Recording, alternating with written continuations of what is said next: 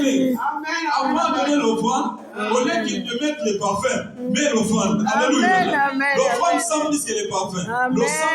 L'offrande, ça peut sentir de génération à génération. Quand tu n'es plus là, mais l'odeur de ton offrande, ça sent. Alléluia.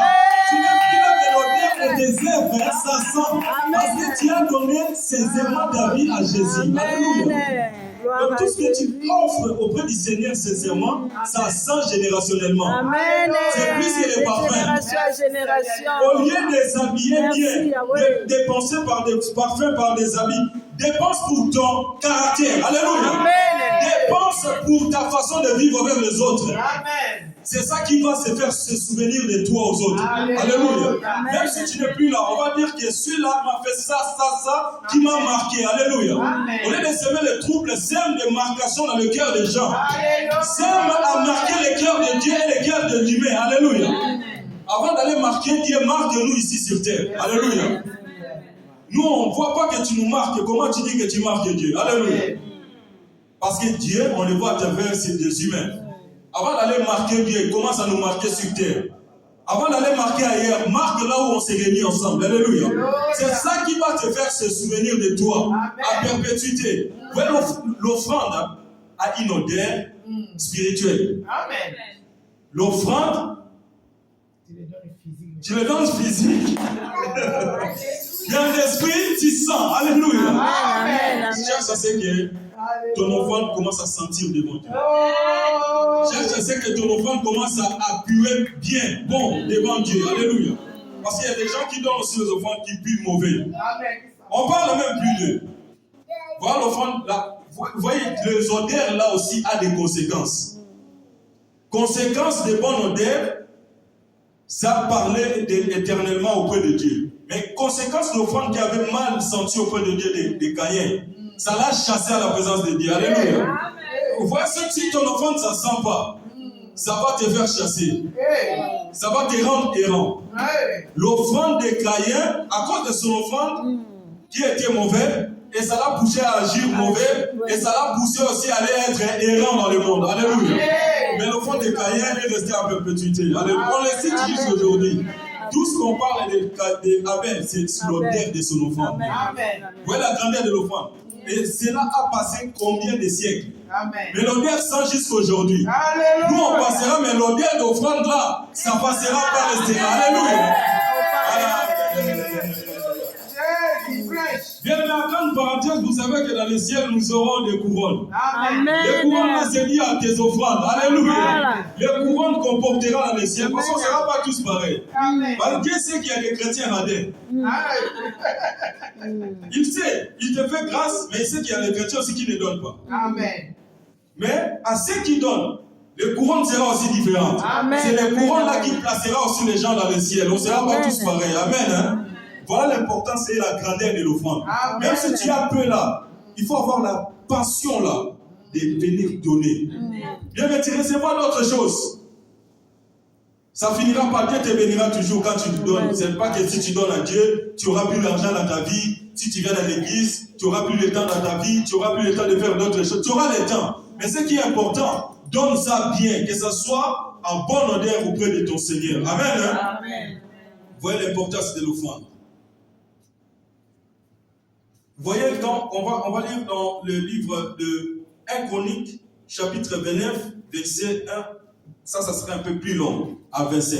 Amen. 1 Chronique, chapitre 1. 1 Chronique, chapitre 29, verset 1 à 25.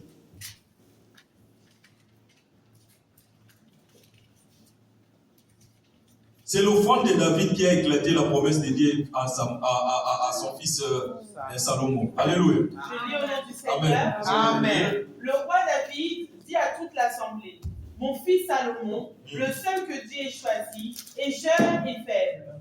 Et la tâche est considérable car ce palais n'est pas pour un homme, mais pour l'Éternel Dieu. J'ai mis toutes mes forces à préparer pour la maison de mon Dieu, de l'or pour ce qui doit être en or, de l'argent pour ce qui doit être en argent, et du bronze pour ce qui doit être en bronze, du fer pour ce qui doit être en fer, et du bois pour ce qui doit être en bois, ainsi que des pierres d'onyx et des pierres à enchâsser, des pierres brillantes et de diverses couleurs, Vous pouvez arrêter là, on va aller tout doucement. Okay. Vous voyez ce que roi David avait prévenu. Des bronzes, des or, des choses. Donc en fait, quand toi tu donnes par exemple 100 € à Dieu, ou tu donnes ton temps à Dieu, tu dis que ah non, j'ai donné beaucoup. Vous avez vu, quand on parle de donner, les gens qui ont commencé à donner à Dieu, des choses qu'ils donnaient à Dieu. Amen. Ça va nous effrayer, bien aimés. Ça va nous faire voir l'importance de donner à Dieu. Amen. Alléluia. Amen. Donc ça veut dire que tu vois que quelqu'un qui donne vraiment à Dieu, qui veut toucher les cœurs. Amen. Même si tu n'as pas beaucoup, bien aimé, mais ta manière là de donner, regarde la manière que David donnait à Dieu. Il dit pour les bronzes, ce qui sera en bronze. Pour de l'or, ce qui sera en or. Donc il a bien distingué ses offrandes. Alléluia. Amen. Tu peux continuer, merci. Des pierres de diverses couleurs, de toutes sortes de précieuses et du marbre blanc en quantité. De plus, dans mon attachement pour la maison de mon Dieu, je donne à la maison de mon Dieu l'or et l'argent que je possède en propre, en plus de tout ce que j'ai préparé. Oui, vous pouvez rester là. L'or et l'argent qu'il possède quoi? En propre. Amen. On donne à Dieu des choses qui sont propres. Amen. Alléluia. Amen. On ne donne pas à Dieu des choses qui sont sales. Alléluia. Pourquoi des choses propres? Parce qu'on fait que ça sent bon. Des choses sales, c'est quoi? Tu es parti voler l'argent pour venir mettre l'offrande. C'est des choses sales. Amen. Alléluia. Tu es parti faire, par exemple, pardonnez-moi pour le mot, la fornication, pour venir offrir à Dieu. C'est une offrande sale. Amen. Il dit qu'on donne à Dieu des choses propres. Amen. Avant, quand il offrait à Dieu même des holocaustes, c'était un animal sans défaut. Amen. Donc même quand tu veux donner à Dieu, quand tu commences à murmurer dans ton cœur, ça devient déjà sale. Alléluia. Amen. Donc quand on donne à Dieu, vous voyez, quand on murmure, mais on murmure à ce qu'on veut donner, il faut avoir juste quoi? La volonté. Alléluia. Comme Abraham, il murmurait pour donner Isaac. Mais il avait toujours la volonté. Donc ça veut dire que malgré il murmurait, mais il avançait vers la montagne pour aller offrir Isaac. Donc quand tu veux donner à Dieu, c'est quelque chose qui va venir de proprement de ton cœur. Après de murmurer. Et quand tu murmures, c'est la volonté là qui compte. Alléluia. Tu peux continuer. En plus, tout ce que j'ai préparé pour la maison du sanctuaire. 90 tonnes d'or. 90 tonnes d'or. Vous attendez? 90 tonnes d'or. Vous savez, 90 tonnes d'or, c'est quoi? Bien aimé.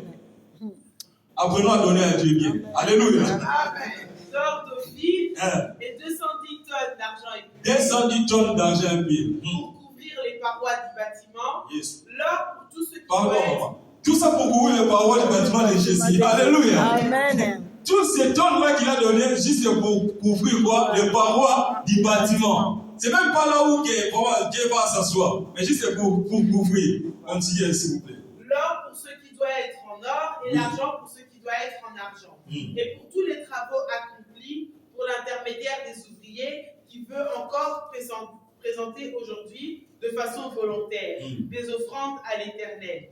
Les chefs de famille, les chefs des tribus d'Israël, de milliers et de centaines, ainsi que les intendants du roi, firent des offrandes volontaires. Amen. Pardon, en fait, c'est là aussi. Ils ont offert des offrandes volontaires aussi. Amen. Donc, ça veut dire que tous les gens qui travaillaient, qui avaient de bonnes positions, ils ont commencé aussi à offrir à Dieu. Mais les offrandes volontaires qui viennent d'eux-mêmes. Donc, ça veut dire qu'on ne donne pas à Dieu parce que seulement Dieu te dit. Non. Un chrétien, il donne à Dieu aussi volontairement. Amen. Donner, c'est attendre pas seulement qu'on te demande. Amen. Amen. Donc, donner vraiment à Dieu, ça vient de toi-même.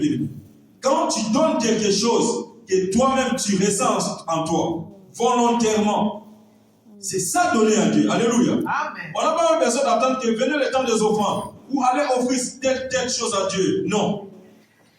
Donner volontairement, on peut donner aussi, même dehors, à nos entourages, faire du bien à quelqu'un, mais volontairement. Amen. Tous les bienfaisants involontaires, bien aimé, ça sent mauvais. Alléluia. Amen. Vous allez voir, même la personne qui va les recevoir, ça va l'aboutir vraiment à rien. Amen. Parce qu'il y a une odeur qui pue derrière. Alléluia. Amen. C'est pour ça, quand même, quelqu'un te donne quelque chose. Quand tu reçois, sois comme Dieu. Alléluia. Amen. Toute chose qu'on te donne, tu n'es pas obligé de prendre. Alléluia. Amen. Il y a des gens qu'on les a donné des choses qui l'ont ravié la vie.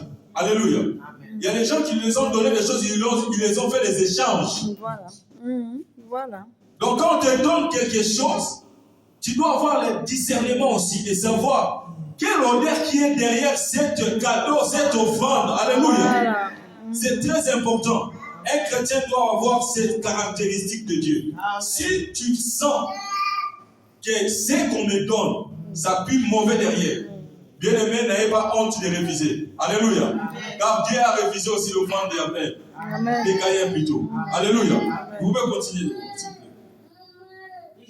Ils donnèrent pour le service de la maison de Dieu 150 tonnes d'or, 10 000 pièces, 300 tonnes d'argent et 540 tonnes de bronze et 3 000 tonnes de fer. Ceux qui possédaient des pierres les remirent à Jéel et le Guérisonite pour le trésor de la maison de l'Éternel. Amen. Le peuple se réjouit de ces offrandes des volontaires, car c'était avec un cœur sans réserve qu'il le faisait à l'Éternel.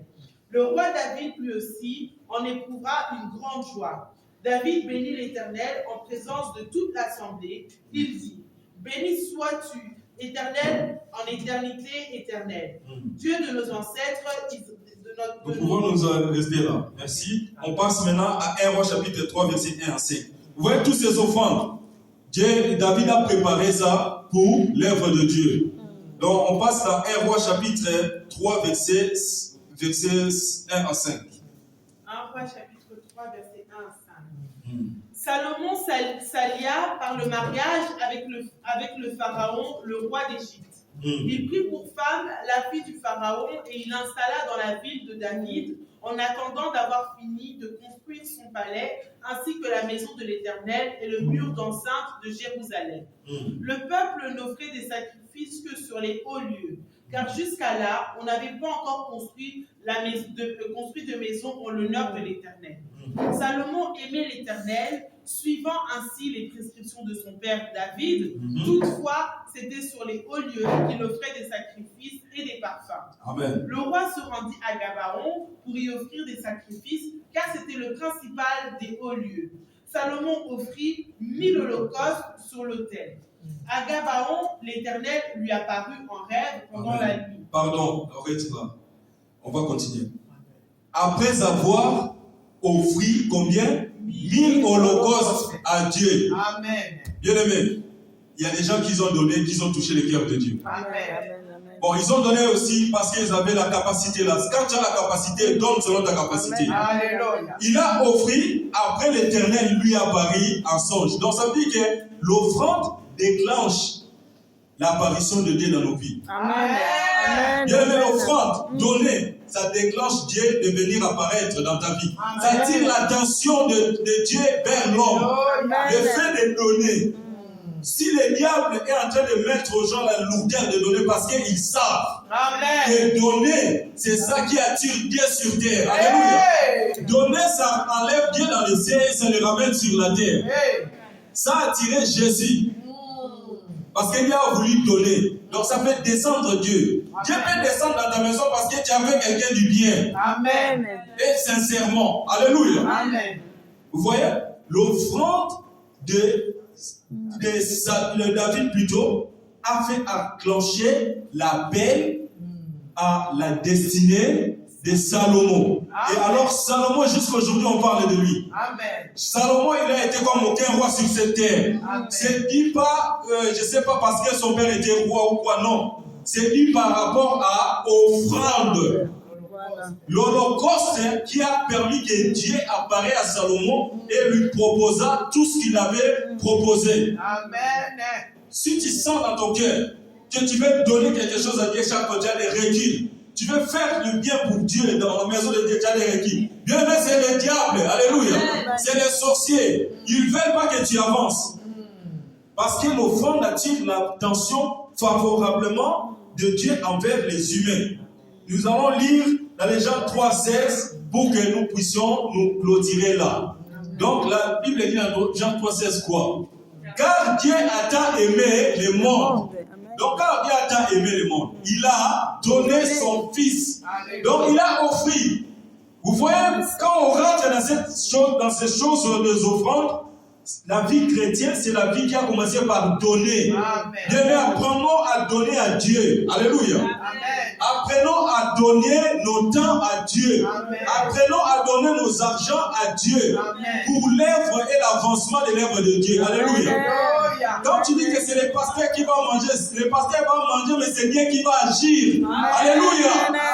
Quand tu dis je donne mon argent, et c'est les autres qui vont s'enrichir, les autres vont s'enrichir, mais c'est Dieu qui va venir enrichir aussi les enfants de tes enfants. Alléluia. Ta génération sera bénie par rapport au donné. Si Jésus-Christ a reçu le nom aussi de tous les noms parce qu'il s'est donné. Sois béni, alléluia.